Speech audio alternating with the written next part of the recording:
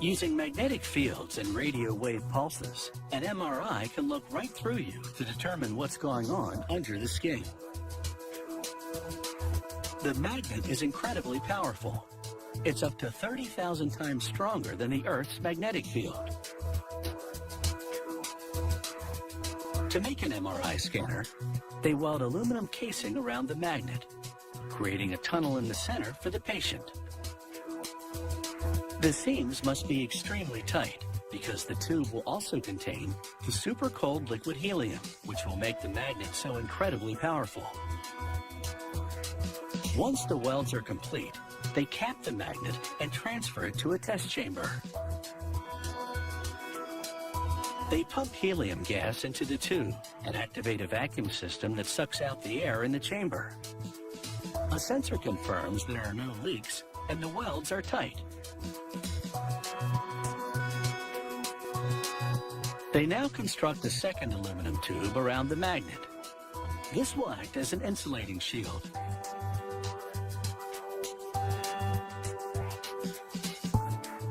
They wrap an aluminized mylar blanket tightly around the magnet. Aluminized mylar was first developed as an insulating material for spacesuits. In this case, it will be used to deflect heat to keep the magnet cold.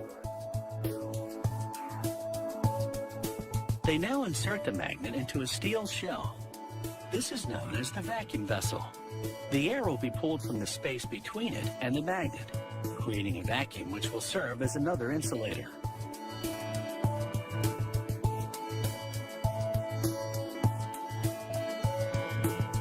They mask the MRI tunnel with plastic and spray paint the exterior white.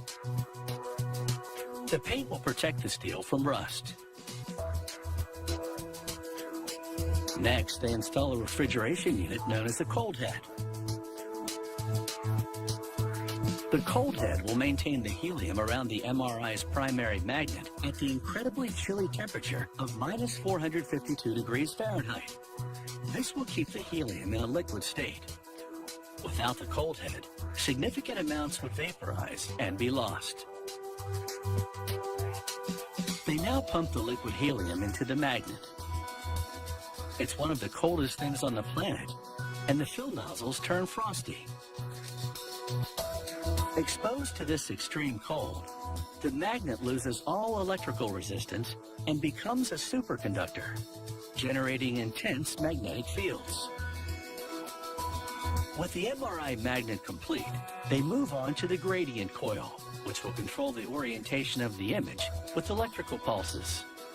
It starts with a fiberglass epoxy tube cut to the correct length. A worker carves grooves in the tube and fills those grooves with epoxy.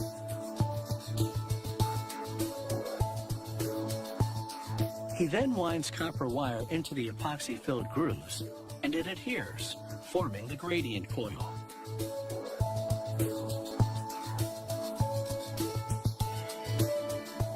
The team slathers epoxy onto the entire tube. The epoxy seals the wire, preventing vibrations of the coil when it's in operation. They layer etched copper plates onto the epoxy and they adhere.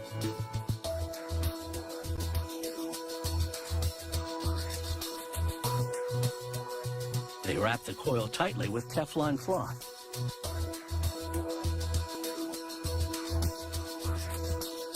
A worker pours epoxy resin onto the fabric. He then winds tubing around the gradient coil, which adheres to the epoxy-coated cloth. These are cooling lines. They'll disperse heat generated by the gradient coil. Another worker now preps the next fiberglass tube. This one is for the MRI's radio frequency coil.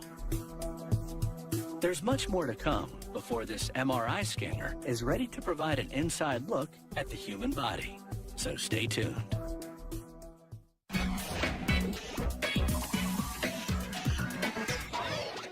An MRI scanner produces detailed images of bones, organs, and other structures inside the human body.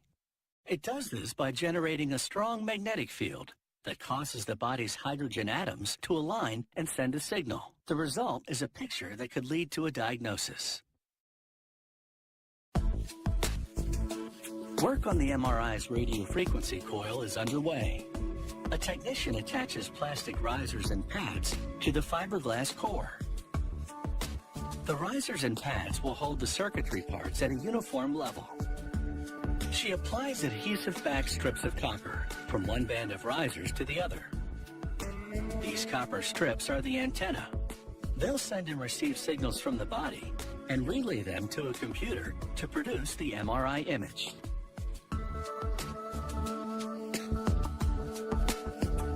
She presses the copper with a round-tip tool for better adhesion to the core. She then dabs epoxy glue into the riser compartments.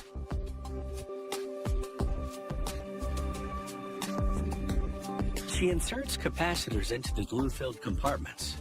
These little capacitors will store energy and change the frequency of the coil to match the magnets.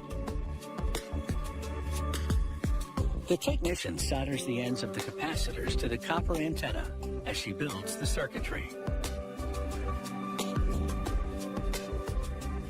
She transfers numerous high-voltage inductor boards to the pads and screws them in place.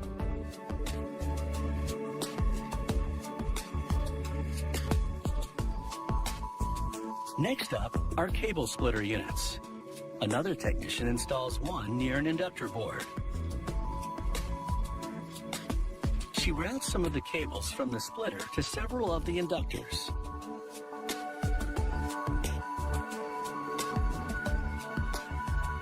And she solders the cables to the inductors.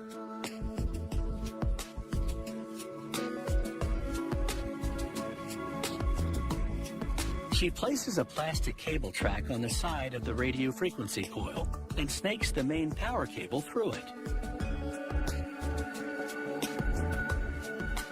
She solders the cable to the antenna.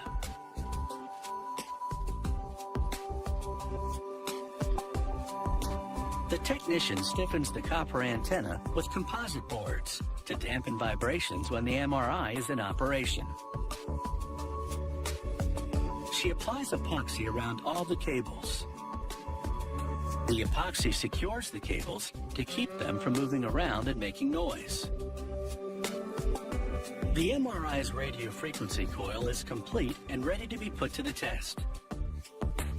The next worker caps the ends with metal domes and bolts them tightly together.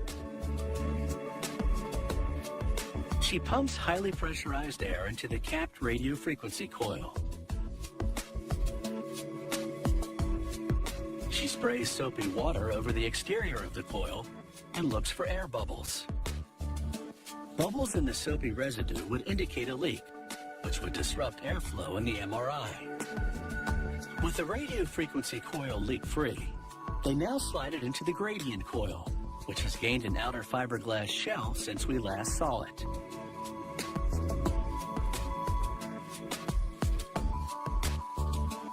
The worker connects exterior tubing to the network of cooling lines inside the gradient coil. With those connections made, they're ready to assemble the coils to the magnet. The worker slides the assembly off the cart and into the MRI magnet. He installs a bracket that centers the coils, maintaining a small gap between them and the magnet. He equips the MRI with microphones and speakers to communicate with the patient. There's also a signaling system here for the patient to activate in the event of an emergency.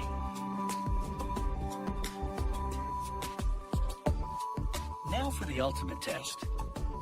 They energize the magnet and send standard test objects into the MRI. They scan the objects and confirm the picture is clear. They add a metal and plastic outer casing. This MRI scanner is now ready to focus on diagnosis. The next picture it takes could be a lifesaver.